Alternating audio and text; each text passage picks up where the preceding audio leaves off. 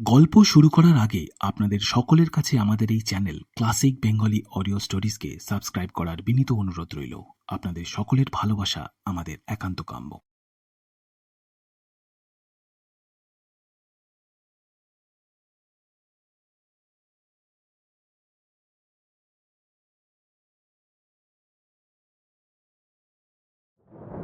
Classic Bengali audio stories, এবার একটু গল্প হোক।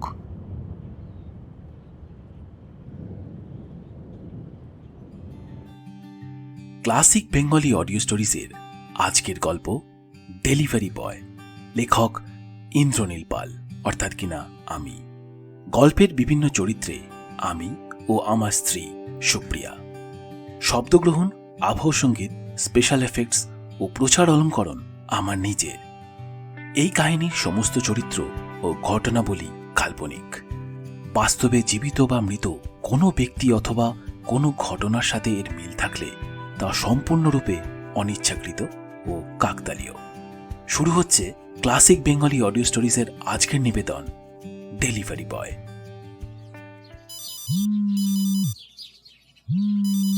প্রতুলের ঘুমটা ভাঙল মোবাইলের আওয়াজে।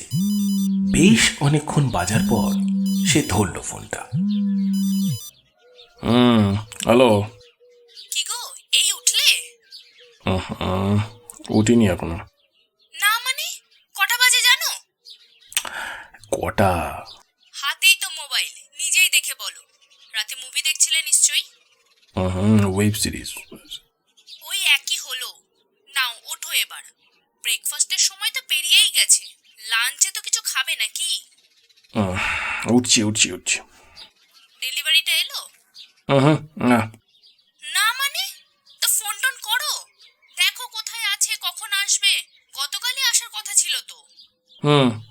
দেখছি, রাখো। গজ করতে করতে ফোনটা রেখে দিল নিতা। নিতা হলো প্রতুলের স্ত্রী। দিন পাঁচেক হলো ও বাপের বাড়িতে গিয়েছে।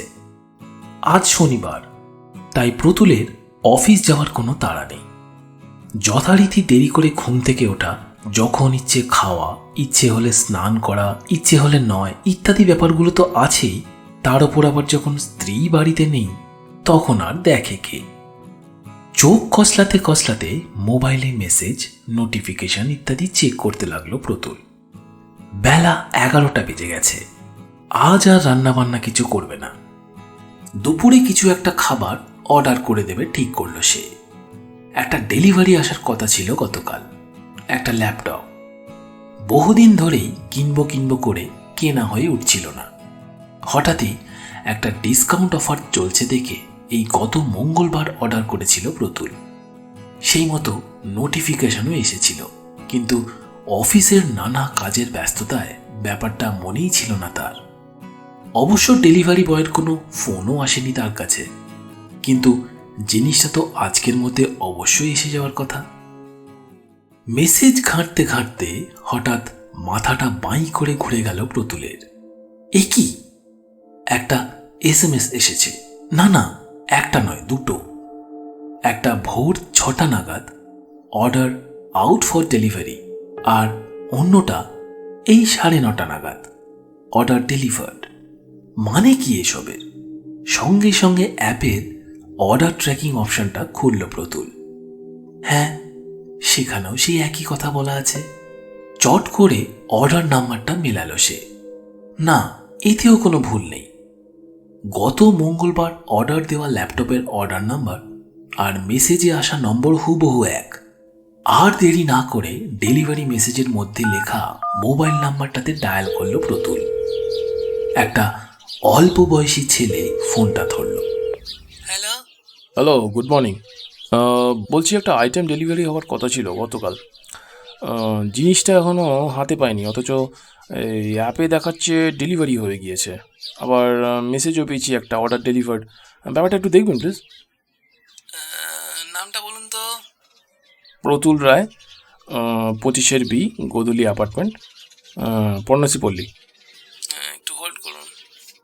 ওকে। প্রতুল ততক্ষণে বিছানা থেকে নেমে ব্যালকনিতে গিয়ে দাঁড়িয়েছে।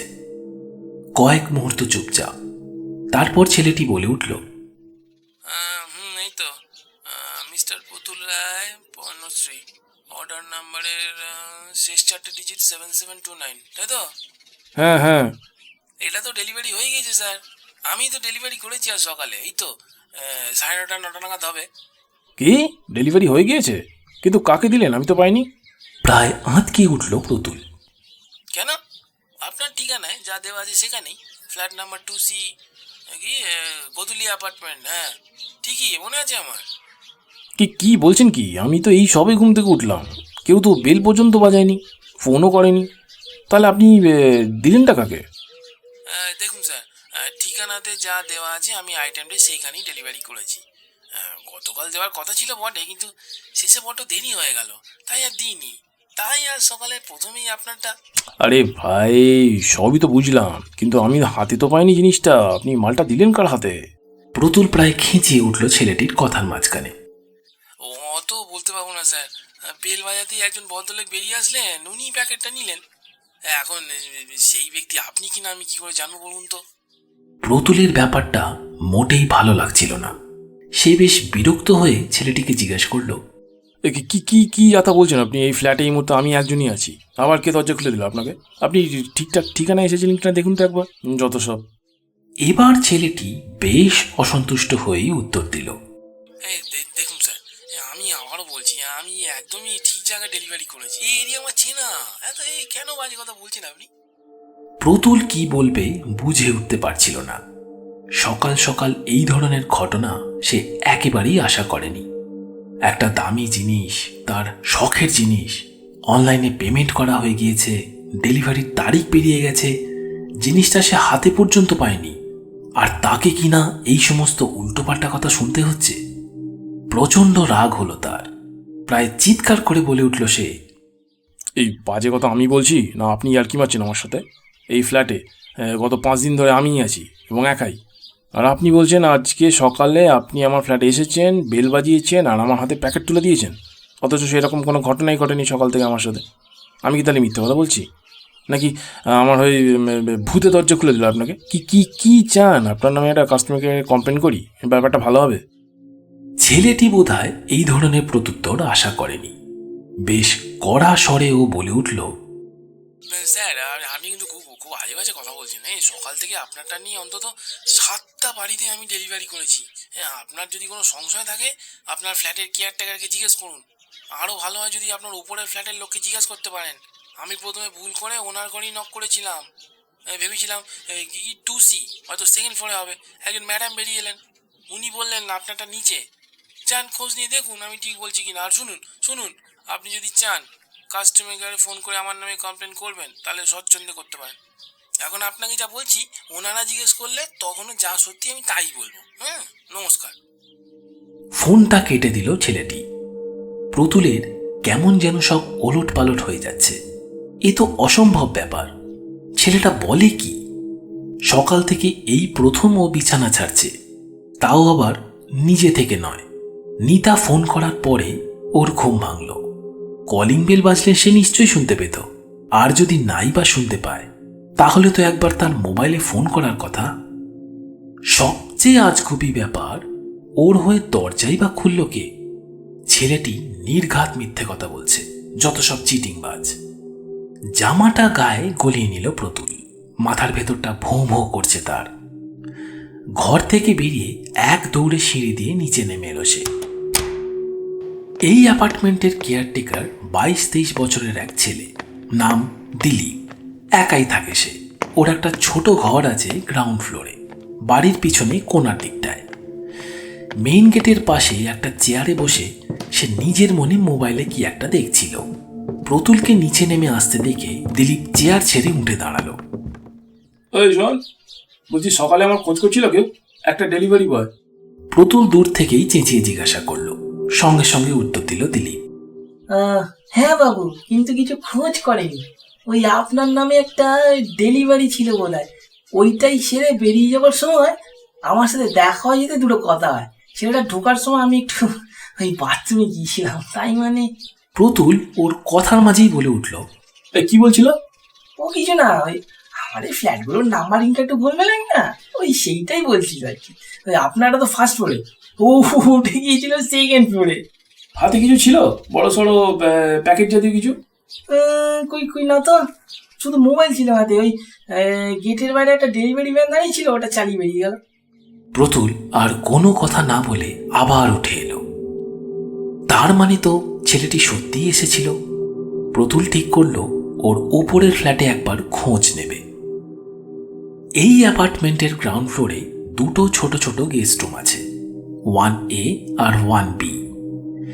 এছাড়া বাকি সব কটা ফ্লোরে 3টে করে ফ্ল্যাট, আর তাদের নাম্বারিংগুলো যথাক্রমে ফার্স্ট ফ্লোরে 2A, 2B, 2C, সেকেন্ড ফ্লোরে 3A, 3B, 3C, এইভাবে মোট 4টে ফ্লোর। দিলীপ ঠিকই বলছিল, এই অ্যাপার্টমেন্টের ফ্ল্যাটগুলোর নাম্বারিংটা একটু গোলমেলে। প্রথমের দিকে ওর নিজেরও বুঝতে অসুবিধা হয়েছিল। সেকেন্ড ফ্লোরে প্রতুলের ঠিক ওপরের ফ্ল্যাটে, অর্থাৎ ফ্ল্যাট নাম্বার 3C-তে থাকেন মিস্টার চক্রবর্তী আর ওনার স্ত্রী। ডেলিভারি বয়ের কথা মতো ব্যাটা এই ফ্ল্যাটেই ভুল করে নক করেছিল, আর খুব সম্ভবত মিসেস চক্রবর্তী বেরিয়ে এসেছিলেন। প্রতুল সোজা গিয়ে কলিং বেলটা টিপল, আর এবারেও মিসেস চক্রবর্তী দরজাটা খুললেন। আরে গুড মর্নিং, কি ব্যাপার? ভেতরে আসুন না। না না, ভেতরে আসবো না, সরি, একটু বিরক্ত করছি। ওই সকালে কি কোনো ডেলিভারি বয় আপনার ঘরে? ও ইয়েস, একজন এসেছিল একটা বড় পার্সেল নিয়ে। নাম বলতেই বুঝলাম ভুল করে দোতলে উঠে এসেছে। তখন বলে দিলাম আপনার ফ্ল্যাটটাই এর নিচেরটাই। আশা করে গিয়েছিল। না মানে আমি ঘুমাচ্ছিলাম কি না, তাই হয়তো পরে আসবে। আমি ফোন করেছিলাম এইমাত্র। যাই হোক, থ্যাংক ইউ, আসছি। হ্যাঁ। প্রতুল নিজের ঘরে চলে এলো। দরজাটা বন্ধ করে দিয়ে ধপ করে সোফায় বসে পড়ল সে। মাথা কাজ করছে না ওর একদম। তাহলে তো ওই ডেলিভারি বয় ঠিক কথাই বলছে। সে তো সত্যিই এসেছিল, এবং এই দুজনের সাথে ওর দেখাও হয়েছে। প্রতুলের ফ্লোরের বাকি ফ্ল্যাট দুটোতে যথাক্রমে 2A-তে থাকেন মিস্টার অ্যান্ড মিসেস ঘোষাল, আর 2B-তে এক সাউথ ইন্ডিয়ান দম্পতি। এনারা কেউই আজ দুদিন ধরে নেই, তাই দুজনেরই ঘরে তালা ঝুলছে। সুতরাং এই ফ্লোরের আর কারোর ঘরে আইটেমটা ভুল করে ডেলিভারি হওয়ার কোনো সম্ভাবনা নেই। আর যদি না ওপরের দুটো ফ্লোরের বাকি ফ্ল্যাটগুলোর বাসিন্দাদের মধ্যে কেউ ইচ্ছে করে জিনিসটা সরিয়ে নিয়ে গিয়ে থাকে, তাহলে আলাদা কথা। কিন্তু এই ধরনের লোক এনারা কেউই নন, অন্তত প্রতুল যতটুকু এনাদের চেনেন। তাহলে ব্যাপারটা কি দাঁড়াচ্ছে? বেল বাজার শব্দ শুনে প্রতুল কি তাহলে সত্যিই ঘুম থেকে উঠে দরজা খুলে জিনিসটা নিয়ে আবার নিজের ঘরে গিয়ে ঘুমিয়ে পড়েছিল, যেটা এখন তার আর মনে পড়ছে না? ভারী তাজ্জব ব্যাপার তো। সোফা ছেড়ে উঠে পড়ল প্রতুল। বসার ঘরের টেবিলের ওপর যখন কিছু রাখা নেই, তখন বাকি রইল দুটো শোয়ার ঘর, রান্নাঘর, দুটো বাথরুম আর ব্যালকনি। ল্যাপটপ যখন, সুতরাং প্যাকেটের সাইজ বেশ বড়ই হবে। এদিক ওদিক সব ঘর ঘুরে দেখে এলো সে, কিন্তু কিছুই পেল না। রীতিমতো অস্বস্তি হচ্ছিল এবার তার। কেউ কোনো রসিকতা করছে না তো ওর সাথে? কেই বা করবে, আর কেনই বা করবে? তাহলে এখন তার করণীয় কি? প্রতুল একবার ভাবল নিতাকে ফোন করে ব্যাপারটা জানাবে, কিন্তু পরক্ষণেই মনে হলো জানিয়ে বা কি হবে, উল্টে হাজারো প্রশ্ন করবে আর বেকার বেকার টেনশন করবে। প্রতুল মোবাইলটা তুলে নিয়ে সেই ডেলিভারি বয়টিকে আরও একবার ফোন করলো।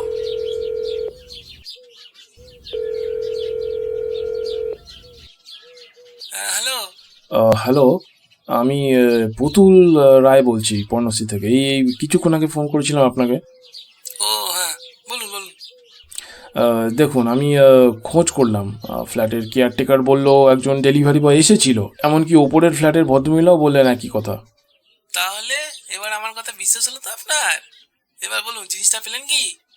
না, পাইনি, সত্যি বলছি, বিশ্বাস করুন, জিনিসটা আমি হাতেই পাইনি। হ্যাঁ, এই দেখুন স্যার, আমার ডিউটি ছিল আইটেমটা ডেলিভারি করা, যেটা আমি করেছি। এবার তারপরে কি ঘটলো সেটা আমি কি করে বলবো বলুন তো? আপনিও তো এই মধ্যে কিছু মনে করতে পারছেন না, কিন্তু একটু পরেই হয়তো। প্রতুল বেশ উত্তেজিত হয়ে ওর কথার মাঝখানেই প্রশ্ন করল, আচ্ছা আচ্ছা, একটা কথা বলুন তো, আপনি যাকে জিনিসটা দিলেন তাকে কিরকম দেখতে? মানে বলতে চাইছি, লম্বা, পেটে, কালো, ফর্সা, পরনে কি ছিল, কথাবার্তা কেমন, কিছু মনে আছে আপনার? এনিথিং? ছেলেটি একটু ভেবে তারপর উত্তর দিল। অত নিখুঁতভাবে কি কিছু মনে আছে স্যার? পরনে কি ছিল সেটা তো খেয়াল করিনি, তবে ভদ্রলোকের চেহারা ভালো, ফর্সা, আর খুব সম্ভবত মাথার সামনের দিকটা অল্প টাক আছে। আর ও হ্যাঁ হ্যাঁ, ডান হাতে না বাম কোনো একটা হাতে একটা ট্যাটু আছে। ওই হাতটা বাড়িয়ে প্যাকেটটা নেওয়ার সময় চোখে পড়েছিল আর কি। দেখুন, আমার কিন্তু ভুলও হতে পারে স্যার, কারণ সকাল থেকে অনেকজনের সাথে তো দেখা হলো, অন্য লোকের সাথে গুলিয়ে যেতে পারে না। প্রতুল ফোনটা রেখে দিল। ওর মাথা ঘুরছে এবার, কারণ এই মুহূর্তে যে লোকটির বর্ণনা ওই ডেলিভারি বয়টি দিল সেটা হুবহু ওর নিজের সাথে মিলে যাচ্ছে। চেহারার সাধারণ বর্ণনা হয়তো অন্য কারোর সাথে গুলিয়ে গেলেও যেতে পারে, কিন্তু প্রতুলের ডান হাতের কবজির ওপরের দিকে ট্যাটুটা নিঃসন্দেহে চোখে পড়ার মতোই। এই কি করে সম্ভব? এ যে অবিশ্বাস্য। ছেলেটি যে সত্যি এসেছিল সে ব্যাপারে তো কোনো সন্দেহই নেই, এবং সে আইটেমটা ডেলিভারি করতেই এসেছিল। আর যেই লোকটির হাতে ও প্যাকেটটি তুলে দিয়েছে সেই লোকটির চেহারার বর্ণনা হুবহু প্রতুলের নিজের। তাহলে কি সত্যি সত্যি তার স্মৃতিভ্রম হলো? আর তাই যদি হয়, সে যদি সত্যিই প্যাকেটটা নিয়ে থাকে তাহলে সেটা গেল কোথায়? সেটা তো তাহলে তার ঘরের মধ্যেই কোথাও থাকা উচিত। প্রতুল এবার পাগলের মতো এ ঘর ও ঘর, বিছানার নিচে, আলমারির ভেতরে, এমনকি রান্নাঘর, বাথরুম পর্যন্ত তন্ন তন্ন করে খুঁজতে শুরু করলো। কোনো জায়গা বাকি রাখল না সে, কিন্তু হায়, কোথাও কিচ্ছু নেই। প্রতুল মাথায় হাত দিয়ে বসে পড়ল মেঝেতে। গোটা ব্যাপারটা দুঃস্বপ্নের মতো মনে হচ্ছে তার। হয়তো তার সত্যিই মাথা খারাপ হয়ে গিয়েছে, তার সত্যি স্মৃতিভ্রম হয়েছে, আর না হয় তার সাথে কেউ খুব বড় একটা মশকরা করছে। মাথা ঠান্ডা করে গতকাল রাত থেকে কি কি ঘটেছিল সেটা মনে করার চেষ্টা করল প্রতুল।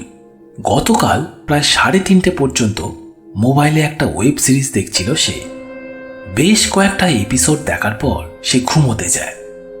শনিবার আর রবিবার তার মোবাইলে কোনো অ্যালার্ম দেয়া থাকে না, তাই আজ সকালে অন্তত অ্যালার্ম বাজার শব্দে সে ঘুম থেকে ওঠেনি। তার ঘুম ভাঙল যখন তার স্ত্রী নিতা তাকে ফোন করে। সেটা তখন বেলা 11টা। ডেলিভারি বয়ের কথা অনুযায়ী হুবহু তার মতো দেখতে একটি লোককে তারই ফ্ল্যাটের দরজা খুলে প্যাকেটটা নিতে দেখেছে সে। সময়টা সকাল 9টা, অথচ ওই সময় সে নিজের ঘরেই ঘুমাচ্ছিল, আর বাড়িতে প্রতুল ছাড়া আর দ্বিতীয় কোনো ব্যক্তি নেই। এর আগে না জানি কতবার সে কত জিনিস অনলাইনে অর্ডার করেছে। এই রকম ঘটনা এর আগে কখনোই তার সাথে ঘটেনি। মাঝে সাঝে 2-1বার ডেলিভারি বয়ের সাথে বা কখনো সখনো কাস্টমার কেয়ারে টুকটাক কথা কাটাকাটি হয়েছে বটে, কিন্তু তার সাথে এর কি সম্পর্ক? এ তো একেবারে আজগুবি ব্যাপার। আর কোনো উপায় না দেখে প্রতুল কাস্টমার কেয়ারে ফোন করে গোটা ঘটনাটা সবিস্তারে জানালো। কাস্টমার কেয়ারে এক ভদ্রমহিলা ফোনটি ধরেছিলেন। তিনি প্রতুলের কাছে কিছুটা সময় চেয়ে নিলেন গোটা ব্যাপারটা তদন্ত করে দেখার জন্য, এবং বললেন ঘণ্টাখানেকের মধ্যেই ওনাকে ফোন করে সব জানানো হবে। সেই ঘুম থেকে ওঠা থেকে প্রতুলের ওপর দিয়ে যেন একটা ঝড় বয়ে গেল আজ। স্নান খাওয়া তো দূরের কথা, 1 কাপ চা পর্যন্ত খায়নি সে। ইতিমধ্যে নিতা একবার ফোন করেছিল, কিন্তু প্রতুল তাকে কিছুই জানায়নি। ল্যাপটপ পেয়েছে কিনা জিজ্ঞেস করাতে সে নিতাকে বানিয়ে বানিয়ে বলে যে সেটা আজ নয়, আগামীকাল ডেলিভারি হবে। দুপুর 3টে নাগাদ কাস্টমার কেয়ার থেকে প্রতুলকে ফোন করে জানায় যে তার অর্ডার করা আইটেমটি আজ সকালেই তার ঠিকানায় ডেলিভারি হয়ে গিয়েছে, এবং ডেলিভারি বয় জানিয়েছে যে আইটেমটি সে তাঁরই হাতে তুলে দিয়েছে। লোকটির চেহারার বর্ণনার সাথে সাথে ছেলেটি এও জানায় যে ওই অ্যাপার্টমেন্টের বেশ কয়েকজন আজ তাকে দেখেওছে। আইটেম ডেলিভারি হওয়ার পর ডেলিভারি বয়ের ওই আইটেমের প্রতি আর কোনো দায়িত্ব থাকে না, সেটা কাস্টমার কেয়ার থেকে পরিষ্কার জানিয়ে দিল প্রতুলকে। তাই এই ক্ষেত্রে আর কোনো রকম সাহায্য তারা ওকে করতে পারবে না। প্রতুল ওদের বারবার সেই একই কথা বোঝাতে শেষ পর্যন্ত ব্যর্থ হলো যে পার্সেলটা সে এখনো পর্যন্ত হাতেই পায়নি। এ এক অবাস্তব ঘটনা।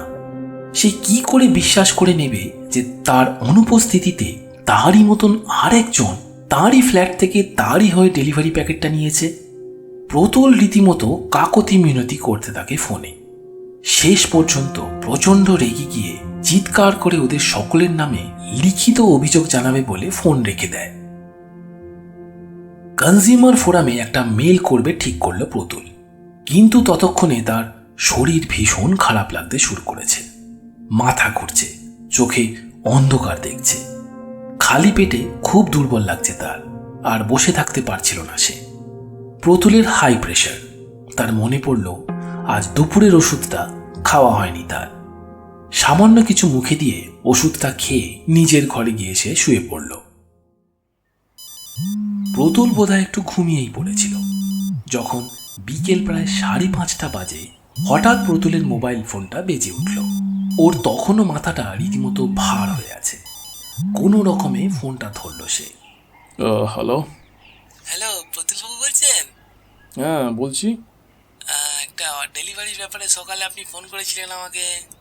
হ্যাঁ হ্যাঁ হ্যাঁ, বুঝতে পেরেছি। আমি তো দুপুরে একবার আপনাকে ট্রাই করছিলাম, কিন্তু ওই বারবার নট রিচেবল বলছিল। প্রতুল পায়ে লাফিয়ে ওঠে বিছানার ওপর। এ তো সকালের সেই ডেলিভারি বয়টি। ছেলেটি প্রতুলের কথা প্রায় অগ্রাহ্য করেই খুব শান্ত স্বরে গলা নামিয়ে বলে চলল। হ্যাঁ দেখুন প্রতুলবাবু, কিছু কথা বলি আপনাকে। আমার নাম দিবাকর সামন্ত, বয়স 26। আমি একজন ডেলিভারি বয়। গত 2 বছর ধরে এটাই আমার পেশা। নিজের সামর্থ্য অনুযায়ী আর কোনো কাজ পাইনি আমি। প্রতিদিন ভোর 6টা থেকে শুরু করে সেই রাত 10টা পর্যন্ত আমি ঘুরে বেড়াই, আর বাড়িতে বাড়িতে গিয়ে আপনাদের মতো লোকজনের অর্ডার ডেলিভারি করি। আমার কোনো ছুটি নেই স্যার, তাই শরীর খারাপ হলেও কাজে বেরোতে হয়। যেমনটি হয়েছিল আজ থেকে মাস 3 আগে। প্রতুল একটু ইতস্তত করে কিছু বলতে যাচ্ছিল। মানে আপনি কি বলতে চাইছেন সেটা ঠিক আমি... একটু ধৈর্য ধরুন প্লিজ, সবই বুঝতে পারবেন। ছেলেটি আবার বলে চলল। সময়টা ছিল গরমকাল। দিনটি আমার আজও মনে আছে। শরীর প্রচন্ড খারাপ হওয়া সত্ত্বেও সারাদিন রোদের মধ্যে ঘুরে অনেক চেষ্টা করেও দিনের শেষে সবকটা অর্ডার কমপ্লিট করতে পারিনি। রাত 10টা বেজে গিয়েছিল। সারাদিন পেট ভরে কিছু খাওয়া হয়নি। ঠিক করে বাকি অর্ডারগুলো যে করে হোক পরদিন সকালে ডেলিভারি করবই। কিন্তু আমার ভাগ্য এতটাই খারাপ ছিল যে পরদিন আমি আর কাজেই যোগ দিতে পারিনি। সানস্ট্রোকে রীতিমতো কাইলে পড়েছিলাম। 2 দিন পরে সেন্টারে গিয়ে আরো কিছু নতুন অর্ডার হাতে নিয়ে কাজে বেরিয়ে পড়ি। ততক্ষণে আমার বেশ কয়েকটা কমপ্লেন লজ হয়ে গিয়েছিল। যে অর্ডারে সবচেয়ে বেশি কমপ্লেন লজ হয়েছিল, সবার প্রথমে সেইটাই ডেলিভারি করার জন্য ইনস্ট্রাকশন পাই। পাগলের মতো গাড়ি ছুটিয়ে তৎক্ষণাৎ আমি পৌঁছাই 25 বি, গোধূলি অ্যাপার্টমেন্ট, বন্যশ্রী পল্লী, ফ্ল্যাট নাম্বার 2C-তে। বুকটা ধড়াস করে উঠল প্রতুলের। হ্যাঁ ঠিকই ধরেছেন, ওটা আপনারই ফ্ল্যাট প্রতুলবাবু। দিনটা ছিল শনিবার, অনেকটা আজকের দিনটার মতো। আপনি বাড়িতেও ছিলেন সেদিন। অর্ডারটা হাতে পেয়েও আপনি কিন্তু আমাকে অপমান করতে ছাড়েননি। অনেক খারাপ কথা শুনিয়েছিলেন সেদিন। অর্ডারের রেটিং তো দূরের কথা, আপনার কথার প্রত্যুত্তরে আমি দেরি হওয়ার কৈফিয়ত দিচ্ছিলাম বলে আপনি আবারও আমার নামে যা নয় তাই অভিযোগ করেছিলেন, যেটা আমি পরদিন আমাদের হাবের অফিসে গিয়ে জানতে পারি। আমাকে অফিসে ডেকে সবার সামনে যাচ্ছে তাই অপমান করা হয়। আমার একদিনের মাইনে কাটা যায় প্রতুলবাবু। 15 দিন সাসপেন্ড ছিলাম। হ্যাঁ স্বীকার করছি, আমার 2 দিন দেরি হয়েছিল ডেলিভারি করতে। হয়তো ওই দাড়ি কামানোর ট্রিমারটা সেই মুহূর্তে আপনার এতটাই দরকার ছিল যে সেটা সময় মতো না পাওয়াতে আপনাকে অনেক অসুবিধায় পড়তে হয়েছিল, তাই না প্রতুলবাবু? প্রতুল তখন রীতিমতো ঘাবড়ে গিয়ে আমতা আমতা করছে। কিছু বলার চেষ্টা করলো সে। মানে আমি আসলে... আমাকে ক্ষমা করে দেবেন স্যার, আপনি আমার থেকে বয়সে বড়। আপনাকে এইভাবে হেনস্থা করার কোনো ইচ্ছেই আমার ছিল না। কিন্তু বিশ্বাস করুন, গতকাল ডেলিভারি লিস্টে ফ্ল্যাটের নামটা আর আপনার নামটা চোখে পড়তেই আমার 3 মাসের আগের সেই ঘটনাটা চোখের সামনে ভেসে উঠেছিল। আর সাথে সাথে আপনার মুখটা আর হাতের ট্যাটুটাও। নিজেকে আর সংযত করতে পারিনি, তাই ইচ্ছা করেই গতকাল ডেলিভারিটা করতে আসিনি। আমি যেদিন সাসপেন্ড হয়েছিলাম না, সেই দিনই মনে বলে ঠিক করে নিয়েছিলাম এর প্রতিশোধ আমি নেবই, তবে সেটা অবশ্যই আমার সাধ্য মতো। আর আজ হয়তো ভগবান আমার সাথেই ছিল, তাই দেখুন সবকিছু কত সহজেই হয়ে গেল। ভয় পাবেন না বাবু, আপনার ল্যাপটপ আমি নিইনি, আমি চোর নই। ওটা আপনার ঘরের বাইরে জুতো রাখার যে ডিভানটা আছে তার ভেতরেই সকাল থেকে সযত্নে রাখা। আর এই কাজের জন্য আপনি যদি চান আজকেও আমার নামে অভিযোগ করতে পারেন। ভালো থাকবেন স্যার, নমস্কার। ছেলেটি ফোনটা রেখে দেওয়ার পরও বেশ কিছুক্ষণ চুপচাপ বিছানায় বসে রইল প্রতুল। তারপর আস্তে আস্তে উঠে গিয়ে দরজার বাইরে জুতো রাখার ডিভানটা খুলল। আর কথা মতো তার ভেতরেই রাখা ছিল প্লাস্টিকে মোড়া শক্ত কার্ডবোর্ডের একটা বড় সড়ো পার্সেল। হ্যাঁ, তার অর্ডার করা ল্যাপটপ।